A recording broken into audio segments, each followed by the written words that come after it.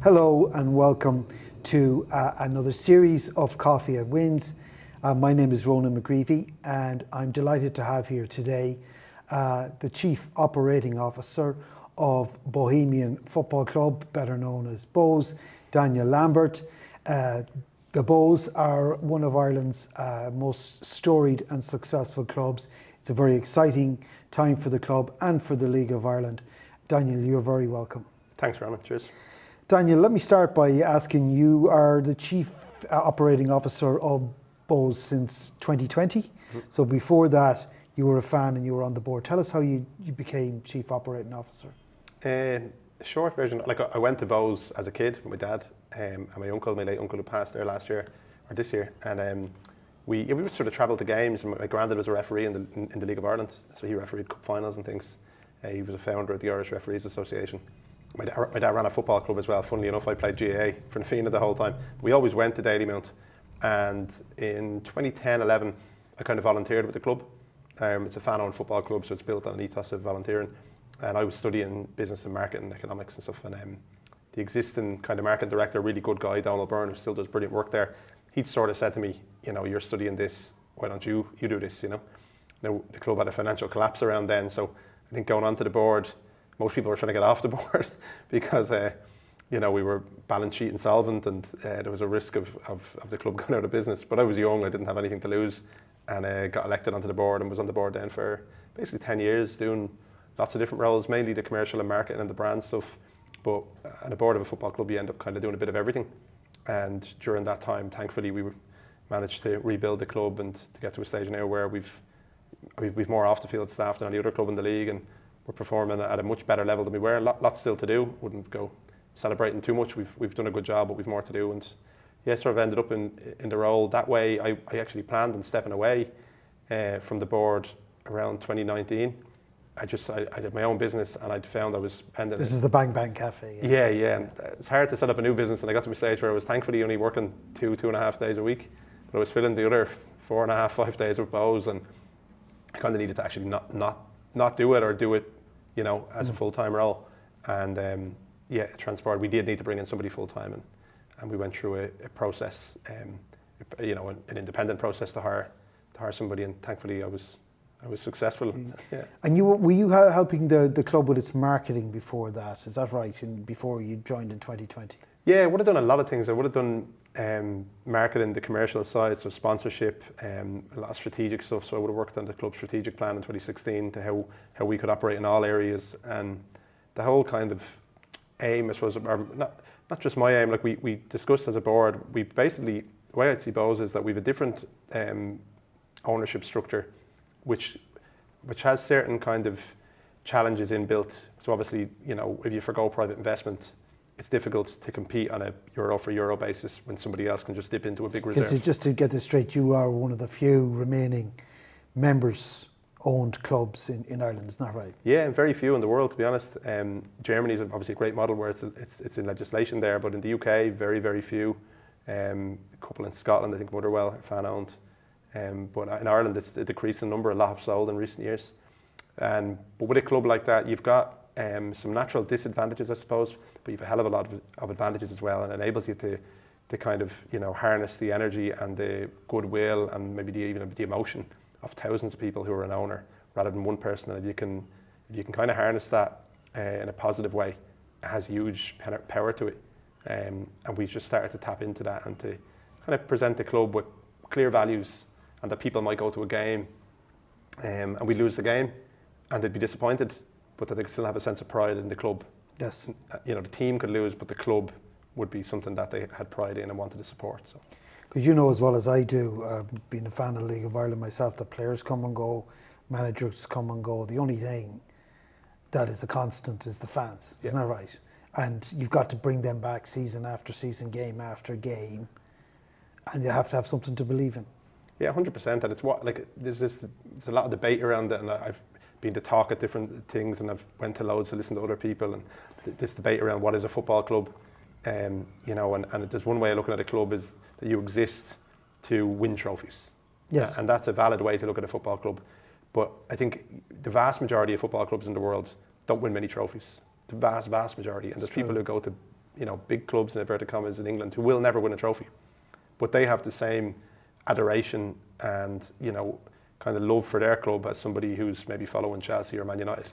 So I think it goes a lot deeper than just winning trophies. Of course, that's always the aim of the players, and every player sets out to reach his potential and hopefully win things.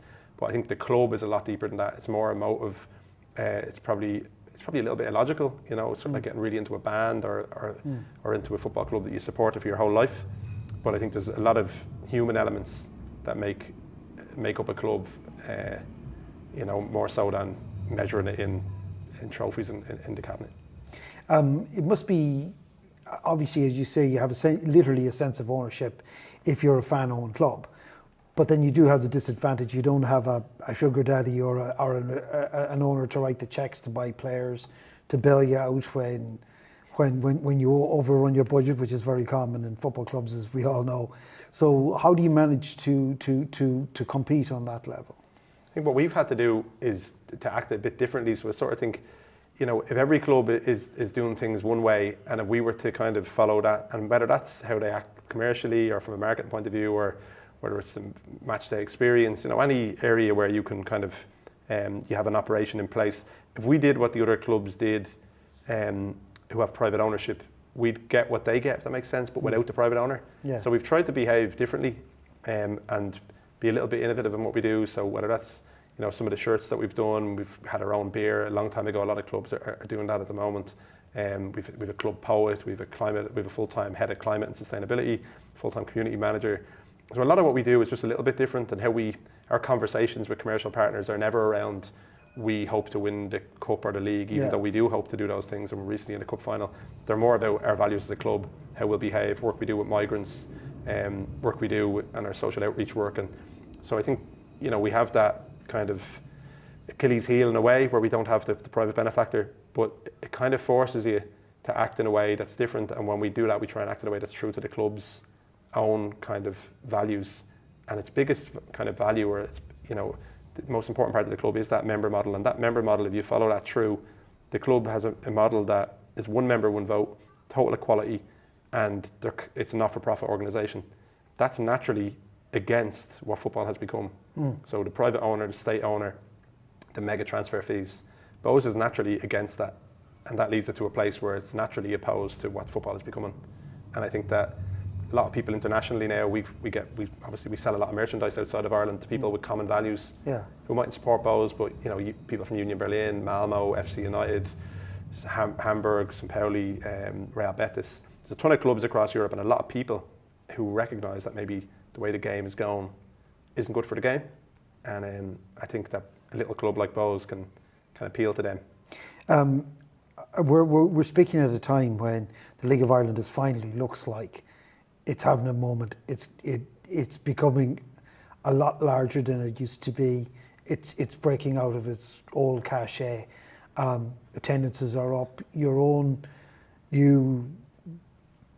I believe that Bose attendance has gone up by 2.5 times in the last 3 or 4 years? A bit longer, maybe since 2016, 2017. So you went from 1,800 to sellouts every week now? Now you're at 4,500 every game. You were 2014, 15, 1,800, 2,000. That's a pattern across the league, isn't it? I mean, Pats have said could speak of a similar phenomenon. Yeah. Shamrock Rovers are getting over 6,000 for every game. Still happening in the regions as well. What do you put that down to?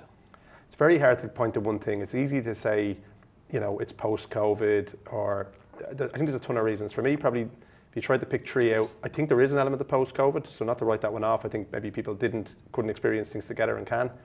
I think there is a bit of a pushback against the Premier League. Like when you get, state ownership, Saudi ownership of clubs, them same clubs celebrating, say, Pride, when the owners exist in a society and they rule a society where homosexuality is illegal. This stuff doesn't make any sense. People know it doesn't make sense. Yes. And to continue to have an emotional connection to something like that doesn't actually make any sense. You might have a person where they want to win something and that's what's driving them. But that's a hollow proposition. So I do think there's a bit of rejection of, you've seen things like the Super League, World Cup in Qatar. There's a lot of reasons to not be happy with football, but those reasons don't exist in the League of Ireland. And I think for me there's another element, the football itself. So since Brexit, you have players moving at 18 rather than 16. Yeah. And what that means really is that the very best Irish footballers, the whole way into the future, Evan Ferguson probably being the standout one now, Gavin Bazunu as well, although Gavin didn't play as many games, although he might have, Evan didn't play many either. But these players will play in League of Ireland teams. So, you know, your future Damien Duffs, Robbie Keanes, Niall Quinns, they will all play League of Ireland because they'll come through our academies. And a player that's that good and that you know, that much potential, they break into a first team at, in Evan's case, 14, I think, but in a lot of players, 16, 17. So you're going to see them. And I think that's really improved the football. So Evan Ferguson is a sort of seen as the white knight of Irish football at the moment. 16 years of age, isn't that correct? He went from Bows to Brighton. He broke into the Brighton first team. He's broken into the Irish football team as well. He's an exception because his mother's English, isn't that right? Yeah, unusual set of circumstances. He could go at 16, and actually, I think people were still figuring out the rules. I'm not sure that would be allowed today. It's a technicality, but he went at 16, and that's unusual. So Jamie Mullins would have been in the same team as Evan, who also went to Brighton from Bows. Yeah. He couldn't move till he was 18, so he went last year. So the standard of football seems to be improving as well, which is a good thing. But the thing that everybody talks about is facilities. They're not up to scratch, we know that. And it is fantastic to look at what's going to be happening to Dalymount Park. Dalymount Park was, how can we put this politely, a suboptimal venue for a long, long time. Yeah. But now we're talking at a time this year when it has got the unanimous backing of the council, is that right? Or it's got the unanimous backing of the area committee in the council. Tell us about the redevelopment of Dalymount Park and how and when it's going to happen. Yeah, so like we've played in Dalymount since 1901, and the history is unbelievable there. Like whether that's Pele, Zidane, Van Basten, George Best, you know, everyone has played there, and then you've the Bows legends and Kevin Hunt and like Glenn Crowe and Jackie Jemison, and you've the music history like Bob Marley and Tin Lizzy, and you know, it's huge history. And in a place where it's in behind what are Edwardian houses, in a kind of an inner city location, a lot of those places are lost. Obviously, people move to the periphery of cities because land value and other things. So Dalymount was saved in 2015, and we've been working with the council since to come up with a redevelopment plan. Dublin City Council have been actually excellent, although it's taken a long time. And the drawings are now complete. We had public consultation recently, and planning is due to be submitted in the coming weeks, and it should be granted in December. There shouldn't be any more kind of reasons for it to not proceed. It has full support at council and at national level, and it's coming in at 42 million and 8,000 seater ground. So, you know, a long way from where it was in its heyday with 40,000. But as a League of Ireland ground, we were keen to have terracing. I think the all-seater model is often thrown around by people who maybe don't go to football games. Yeah. Most people, like about 30% of people in Dalymount, stand in seats. So they want to stand. You know, I prefer to stand, as do a lot of other people. So it'll have 2 terraces either end, 2 3,000 seater stands, community facility, bar, club offices and merchandise. And it'll really, it's the next step for us. Like we're hitting we've had a lot of growth, but we're at an income ceiling now really.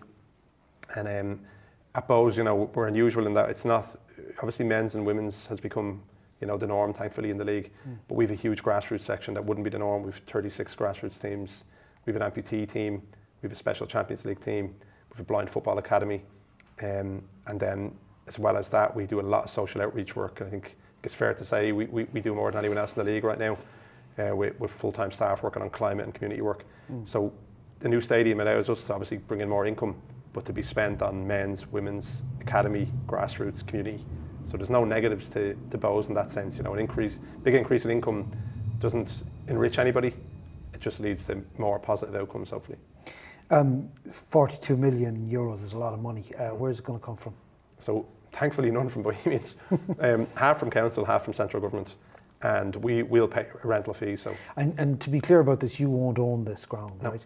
And you did own the ground to 2015. You sold it to the council for what, 3.5 million or something like that. What was the thinking behind that? The thinking behind that's kind of simple. It's the model that should be used in Ireland. I think we had a big site that was worth a lot of money. Yeah. But a big site that was worth a lot of money had led to temptation at various times where people borrowed on the strength of the value of the ground. And I think ultimately we were in a position where a club with the turnover of Bohemians or any other League of Ireland team, to demolish Dalymount, let alone rebuild it, is just outside of your financial ability, you know. Yeah. And the ground would have been kind of patched up or possibly redeveloped on a piecemeal basis, where it would never quite be the ground it should be. So, you know, on face value, a lot of fans at the time were kind of felt maybe the ground was lost, or you know. But I think when you step back, the council are coming in to preserve a football stadium. It's not a commercial arrangement. So I think DCC stepping in. If you look at the stadia that are good in the country, Derry, Cork, Tala, they're all municipal stadiums. They're all owned by the. I think it's the way it really should go. You know, it's different if you're in the Championship or the Premier League and the money involved. But redeveloping a stadium is a serious. Will you get the rental? I mean, will you be able to hold concerts there? Do you think? Dublin City Council will. Not you. So. No, not so. I'm sure they will, and that's part of the plans. Obviously, subject to the local area and things. But no, Bohemians will play there, and we'll pay a rental fee. But it will enable us to play in a first-class stadium, and something that, you know, is badly needed. And there was originally talk about ground sharing with Shells, but that's been knocked on the head now. Is that a setback, do you think, to the redevelopment of? No, it hasn't impacted it at all. To be honest, obviously Shelbourne made a decision that they didn't want to, you know, do a ground share anymore.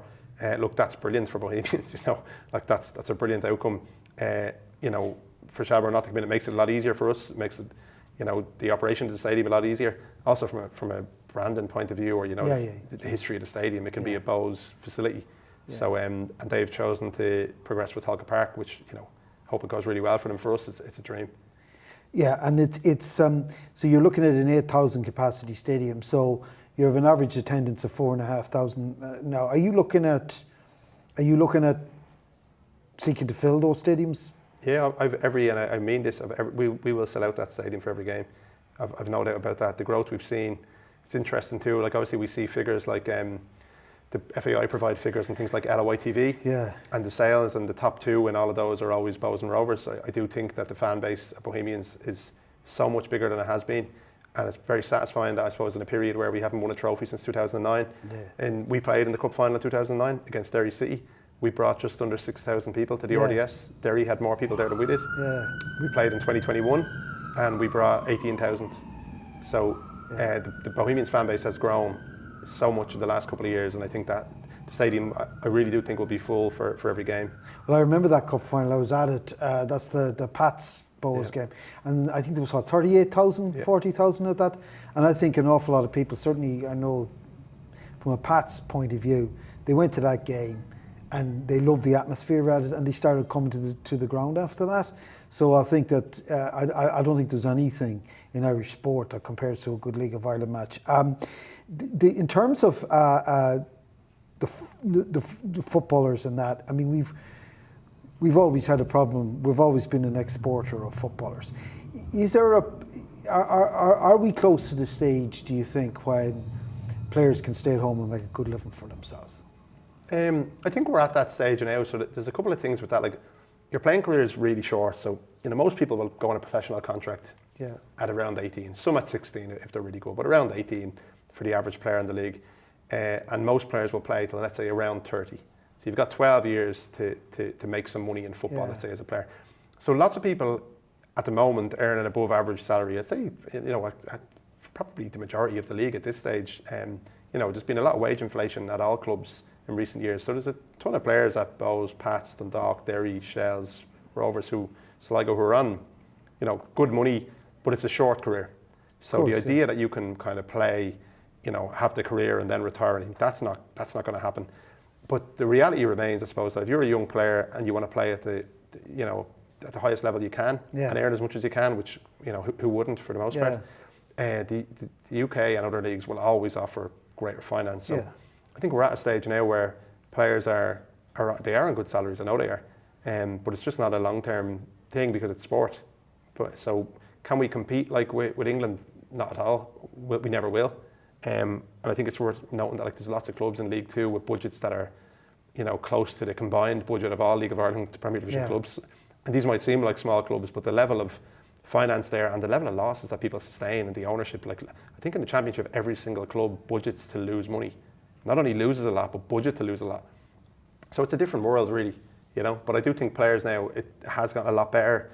The stronger contracts, like every player at Bohemians on a 52-week contract, as are most of other clubs now. That's a relatively recent thing. 3 or 4 years ago, we wouldn't have paid in the off season. Sure, yeah. So we've made big improvements, and I think, look, the league has grown. There's been better finance in, and that's enabled some facility development. More needs to happen. Academy football, women's football to grow, and professional players to be treated better than they were. But it wasn't as if anyone was ever, running away from League of Ireland with a bag of money either. Yeah, but that's part of the attraction of it. No one's in it for the money, right? Yeah, absolutely. I know the FAI unveiled a plan there, the most ambitious plan they've ever seen for Irish football. We've seen a few of them over the years. This is for an €863 million infrastructure development over 15 years, with all League of Ireland grounds having proper stadiums and so on. Is that a realistic proposition, do you think? Who knows, right? Asking government for an amount of that size. One, I think it was a well-researched document, and I think there was a lot of positive comments on it. I think that this needs to be the new norm for the FAI, so it shouldn't be surprising when they release a good document. Really good people have come in. If it's realistic, I'd say, look, I wasn't privy to the document before it came out, and really good people to put it together. I'd say you probably ask for a little bit more than you need if you're going in with something like that. But I think it's an excellent ask. I think nobody can argue that football hasn't been, and partly, look, I'd say a large part through its own mistakes, whether that was governance, whether that was, kind of just not really presenting itself in the correct light at a political level. But nobody can say that football hasn't been left behind. I think of the top 40 stadiums in the country, one was a football ground. It's the most played game. Yeah. We're at a position now where more or less every ground, if not sold out every week, are having a majority of sellouts. Yeah. So there does need to be improvements. And look, sport is something where, we just need to look beyond just the professional part. So the stadiums will get, the headlines, but proper investment in football facilities across the country. What it is young boys and girls, playing football, adults playing football, and whether it's football or GAA or hockey or anything else, there's a lot of social benefit to that, whether that's savings and and health and other things. Yeah, it seems a no-brainer to me. But then you look at the amount of money that the horse racing and greyhounds get. Is there a case, do you believe, for football, given the amount of gambling that's in football, that the League of Ireland, that football should be getting at least 20 million, some people say, from this every year? Do you think that's something you should be Undoubtedly, definitely. I've obviously put out quite a few bits on it, and there's been a lot of journalists and out there. Dan McDonnell has been particularly good on it. Yeah, look, there's a very strange arrangement there where the betting levy is split on an 80-20 basis between horse racing and greyhounds. It doesn't make any sense. It's known that a lot of bets are placed in football. Some people say 40 to 50%. Yeah. Greyhound racing in particular has tiny numbers attending. Obviously, animal welfare issues, and I don't want to speak too much. I'm not a greyhound expert, but even horse racing, I think this year, I'll have to look at the numbers, will surpass 1.2 million attendees at League of Ireland, which is higher than the total attendees at horse racing. Now, I know that's only one measure, and there is a lot of money, that derives from horse racing, but it's a lot of money in a very small amount of people's hands, as far as I can see. Yeah. It doesn't take a genius to work out that a very wealthy group of people could be a powerful lobby group. That's the way the world works. So I do think that needs to be looked at, and I think more and more people recognise that when they see it. It is ring-fenced funding, and it's under agriculture, not sport. It's very cleverly constructed, but I think you shouldn't pitch football against another sport either. But I think we got to look at football and say, if we're at this, kind of detrimental starting position because it's been years of underfunding for whatever reason that is, let's look around and see what other industries have used systems and mechanisms to bring themselves up. And horse racing has benefited a lot from that. Well, horse racing has had a lot of very high-profile politicians who support it, like Charlie McGreevy, Michael Lowry, the Galway John Tent. O'Donoghue, all that sort of stuff. But it seems to me that football has never sort of mobilised the political power it should have to get what it deserves. Would that be fair to say? Yeah, I'd agree with that totally. I think some of it was, again, clubs to me, and it's changed now a lot, but maybe previously were quite insular. Like I mentioned earlier, one aim, sort of like, how can we get a big budget to put a great team on the pitch? I know at Bohemians, that's obviously an aim, and a really important aim. How can we get the best team on the pitch? But as importantly, that and other people and working in the club, and their priority is how can we have a really good impact in our local area, and even nationally with a lot of the work we've done. And I suppose when you do work like that, then you build credibility, you build a better network, and you have a sense that you're a force for good with people. And the GAA is often seen as a force for good. I think it is really good, a really good organisation.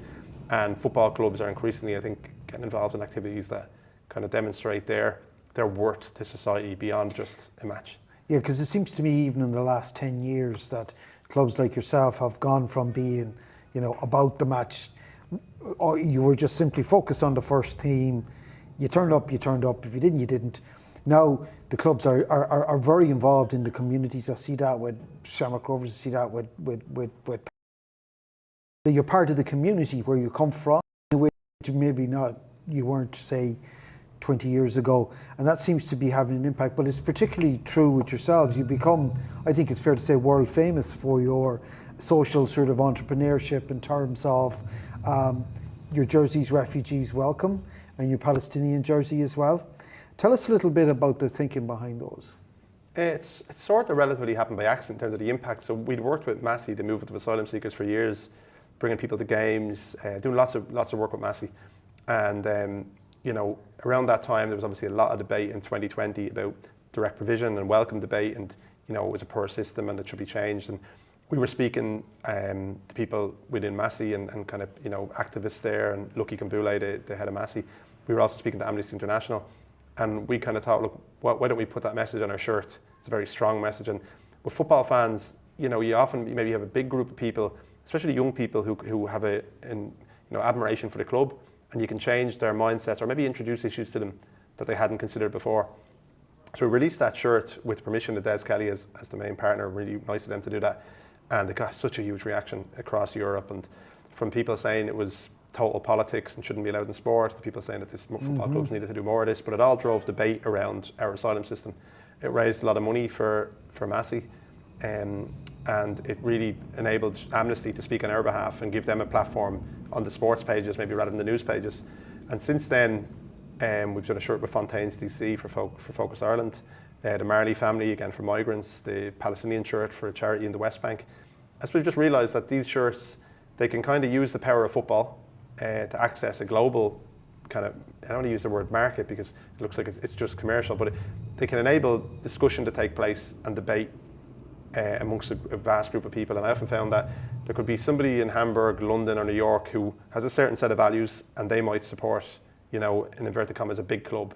They might go to a 50,000 seater stadium, but they can have, they can admire Bohemians, maybe not for the quality of football, which might be below what they're used to if they're a Premier League fan or something, and that's natural, there's a hierarchy, but that they could look to us and see something positive because they shared values with us. And that opens up, if this table is the world football market and you're just Bohemians and you're only selling football, your market's tiny, it's people in Dublin. Yeah. But if you're linking in with people on a more human level, the market becomes the whole table. And that's something that we kind of had by accident, I suppose. And how many shirts have you sold for, say the Refugees Welcome or the Bob Marley shirt? They'd be tens of times what we'd normally sell. Yeah. So we'd be shipping like thousands or tens of thousands, all manufactured in Ireland with O'Neill's, and the people who, for the most part, don't know who Jonathan Afolabi is or Keith Buckley, and that's fine, And by doing it, we obviously we've raised a lot of money for different causes. I think for Massey now over the last few years, hundreds of thousands of euros, and we obviously the most recently for Christy Dignam to remember Christy and the hospice in Blanchardstown. I think it was 140,000 in 3 days. But now that's not about Bohemians at all. That's about Christy Dignam, the respect, the love that people had, and gave them away. He was a big supporter. Yeah, well, he supported both. He went to Bows and Rovers games. He was a Celtic fan, but had been to Dalymount and a football fan. But I don't think he was a particularly Bows, Rovers, Pats. But that's the football club using its platform to allow people express or demonstrate their love for somebody and a band and a person, with all the proceeds going to a hospice. So that's and football and sport has that power if you can use it in the right way. And yet, when you look at some of the scandals around football, I mean, Newcastle United being owned by the Saudi royal family with all the executions and that are in that country, and you look at the Qatar World Cup, and you look at the likes of PSG being owned by the royal family in Qatar and then Abu Dhabi. It seems almost like a complete antidote to where football is at the highest level. But people forget, I guess, that Bohs is where most clubs is at, rather than the Barcelonas and the PSGs and the Manchester United and Manchester Cities of this world. I guess I should finish by asking you, 10 years' time, where do you see Bohs and where do you see the League of Ireland? So the league, so Bohs I'd be more optimistic on, just because we're quite close to that facility redevelopment with Dalymount. So like it will be done in 10 years, and I think I can safely say that at this stage.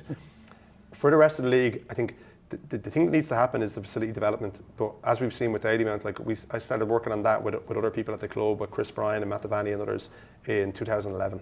So, you know, you're talking 12 years later, we're 4 or 5 years from it. So unfortunately, I think major facility development in Ireland isn't short term, it's kind of medium to long. So I think that what's needed for the league to reach a new level is what's in the FAI's plan. It's, you know, a group of stadia at 8, 10, 12,000.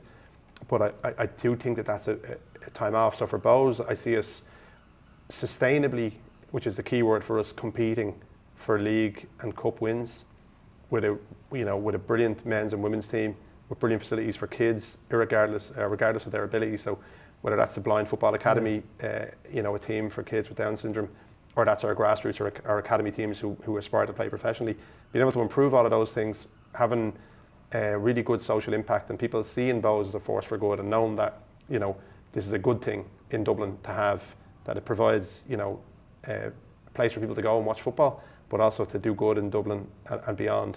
And there, the stadium enables an increase in everything we do. But for the league, I really do feel that, you know, Tallaght is excellent, Cork is excellent, although it's aging, and it could probably do with some repairs. Dalymount's really poor, but it will, in that period, get to where it needs to be. But I think others are going to take longer, and I think it'll be kind of 15 years before maybe we see a league where, you know, you've got average attendances up around the 8 or 10,000, and it's not just about attendances, but they do drive the income.